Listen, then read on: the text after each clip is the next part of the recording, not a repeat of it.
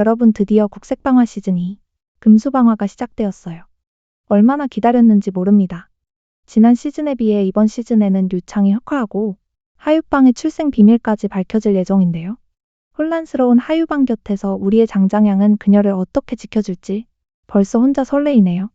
장장양과 하유방은 지난 시즌 계약 결혼을 했는데요. 서로를 위한 선택을 했지만 일단 서로 마음은 있는 걸로 계약 결혼인 만큼 다른 사람들 눈에는 잘 보여줘야 하기 때문에 달달한 모습 연출 시작. 하유방은 엄마의 손길이 묻어있는 방언으로와 성공하기 시작했고 날로 발전하고 있는 방언을 위해 모두가 모여 축하하는 축하 파티 시작. 하유방은 장양이 있으면 모두가 불편할 것을 생각해 자리를 피해 있으라 하고 노비였던 점원들의 노비 문서를 모두 태워버린 하유방. 이제 행복할 일만 남았는데? 하지만 문제는 꼭 다른 곳에서 터지게 되어 있죠. 영왕의 강요로 장장양과 혼인한 연주는 자작극까지 하며 주변을 괴롭히고 정말 다행인 건 늘 하유방의 편인 장장양. 연주는 장장양과 밤을 보내고자 목욕재개를 하지만 온몸에 난 알러지 때문에 고생을 하는데요. 참다 못해 의료에 능통한 하유방을 찾게 되고 잘못을 고하며 약을 받으려는데 연주의 행동 때문에 생각이 깊어진 하유방. 그러다 장장양과 약속한 시간에 늦게 되는데요. 모임에 간 장양은 부인인 하유방에게 기습 방문을 해달라고 부탁을 했었죠. 장양을 찾아간 하유방. 덕분에 빠져나오게 되고 함께 마차를 타고 돌아오는 길. 둘의 연기가 매우 리얼해서 살짝 서로 조심스러운 상황입니다. 한편 승희의 동생 융랑에게 글을 가르치는 하유방.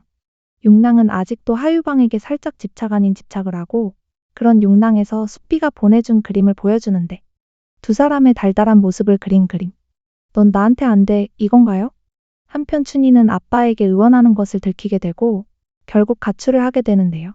그 시각 고객을 만나러 가는 하유방, 장양, 융랑. 이때 하유방은 류창을 마주하게 되는데요. 영왕의 대릴 사위가 돼 승승장구하고 있던 류창. 다시 자신에게 오라는데? 가겠냐고. 심지어 장양만 죽으면 된다고 생각하는 류창. 정신 차려. 한편 하유방을 데려다 주던 장양은 몰래 배를 만드는 것을 발견하고 돌아가는 하유방이 장양의 입에 앵두를 넣어주는데 요걸 또 보게 된 류창은 질투심에 눈이 멀어 앵두를 잔뜩 먹었는데요. 하필 이걸 또 알게 된 현주는 또다시 하유방을 괴롭힐 준비. 춘희가 만든 약으로 딸이 죽었다며 난리가 나고 그 약을 제공한 공급상이 바로 하유방이라는 것. 하유방과 춘희는 바로 감옥으로 끌려가 매질을 당하게 되는데 인정하고 나오라는 춘희의 아빠 말에도 장양이 달려와 꺼내준다고 해도 두 사람 모두 정정당당하게 나가겠다며 버티는데요. 하유방의 말대로 여자 오작에게 시체 부검을 받아 증거를 잡은 장장양.